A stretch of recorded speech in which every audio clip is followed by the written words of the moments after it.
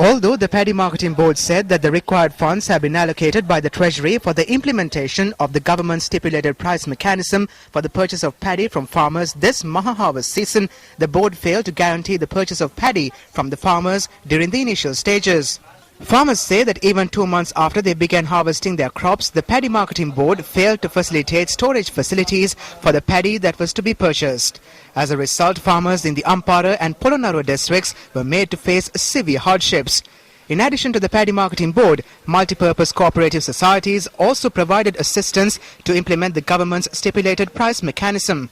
Although the district secretaries and the Treasury said these cooperative societies would be provided with the necessary funds for this purpose, multi-purpose cooperative societies have been left with a bitter taste in their mouths due to their past experiences. Paddy purchased from farmers in the Ampara district during the last harvest season is still rotting away in multi-purpose cooperative society storage facilities. Thus far, those in charge of the storages have been made to bear the responsibility for the paddy stored at the facilities. Although the multi-purpose cooperative societies in Ampara district could not be utilized for the purchase of paddy this season, there is still room in the storage facilities of multi-purpose cooperative societies in the Polonnaruwa district. The Hinguragoda Multi-Purpose Cooperative Society lays claim to a majority of these storage facilities. We brought the paddy after drying it yesterday. We hire tractors to bring the paddy. We have to pay for the tractors and for the laborers. The paddy is just lying here. We have to take the paddy back home. Farmers who are carrying their paddy to not only the storage facility in Hinguragoda but also to the facilities in Ratmale Hakamuna and Hayakanuwa are being made to turn around because of a financial crisis in the cooperative society. We are drying the paddy because they told us that they will purchase the paddy, but now they are saying that they stopped purchasing paddy. What are we to do? The government is not granting justice to the paddy farmers.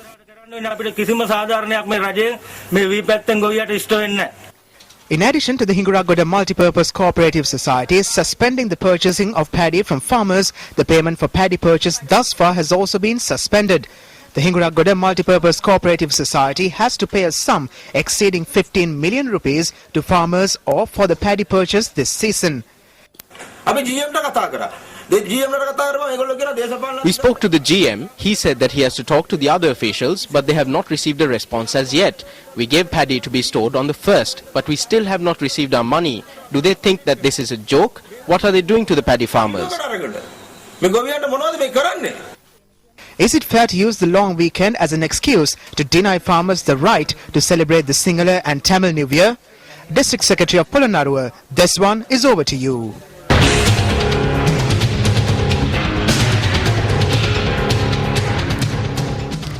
Taking a look at business news, the Central Bank of Sri Lanka states that it would be a challenging task to maintain a single-digit inflation rate in the country. According to the 2011 annual report of the Central Bank of Sri Lanka, this development has been attributed to the fluctuating prices of crude oil and other goods in the global market.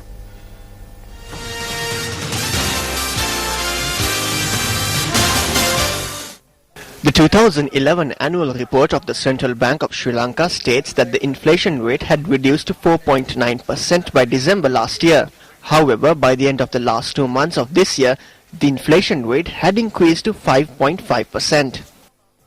Sri Lanka is likely to experience higher inflation in the few months to come due to both internal policy factors as well as the external developments.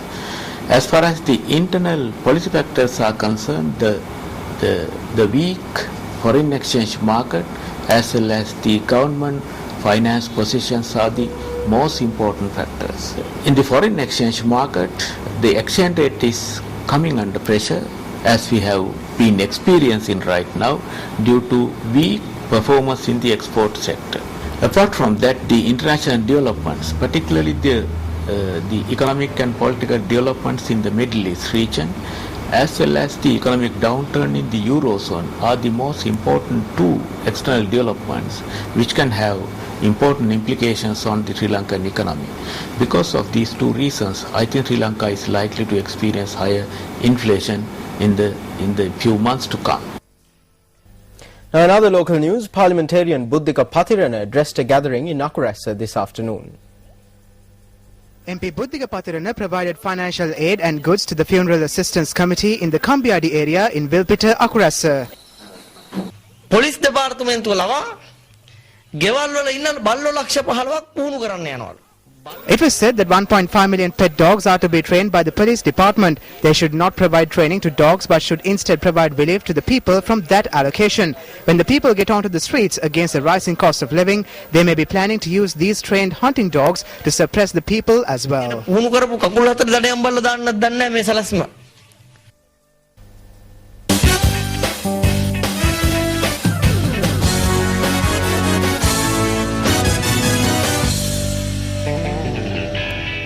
Well, we kick off your primetime sports news with a look at the latest FIFA World Football Rankings, where Sri Lanka has advanced 5 positions to reach the 181st spot.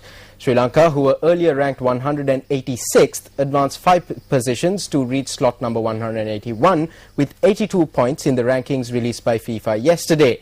India, meanwhile, has slipped 7 positions to the 165th position with 122 points. Meanwhile, current world champions Spain remain the world number 1. Moving on to some netball news, the 8th Asian Netball Championships will be held in Colombo in the month of August. How is the Sri Lanka netball team, who are the reigning Asian champions, preparing for the championship, which would see the participation of 8 countries? Sri Lanka won the 7th Asian Netball Championships in Malaysia in 2009, which was Sri Lanka's 4th title overall. The Sri Lankan squad for this year's championship consists of 17 players. Asia's tallest netball player Darjini Shivalingam and former skipper Gayatri Lankatilaka are included in the squad, along with 3 other players who were part of the Sri Lanka's 2001 championship winning team. Hyacinth Vijayasinghe, who coached the Singapore national netball team, will be coaching Sri Lanka this time, while she'll be assisted by Deepthi Dialvis. The Sri Lankan squad consists of 4 players who are more than 6 feet tall. The team will travel to Australia during the end of this month for a 2-month training and a practice match in their quest to defend their title. Now, just a quick reminder before we leave you, you can tune in to our sister channel Sirsa TV after the 10 p.m. news bulletin tonight for an exclusive interview with Sri Lanka's Deputy Permanent Representative to the United Nations, Major General Shavendra Silva. The exclusive interview will be streamed live on the web as well. Simply log on to newsfirst.lk to watch the interview wherever you are. The site once again, newsfirst.lk. You can also see the other news stories and also the bulletins on newsfirst.lk. With that, we wrap up today's news bulletin. I'm Krishna Panditaratna. And I'm Nadim Maji. Good night.